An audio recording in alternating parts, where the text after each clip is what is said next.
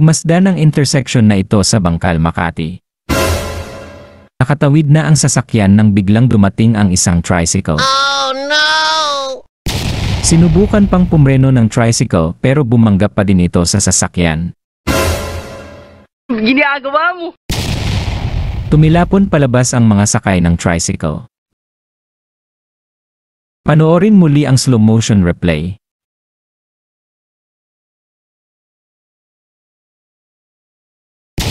Isusugod pala sa ospital ang sakay ng tricycle kaya ito nagmamadali.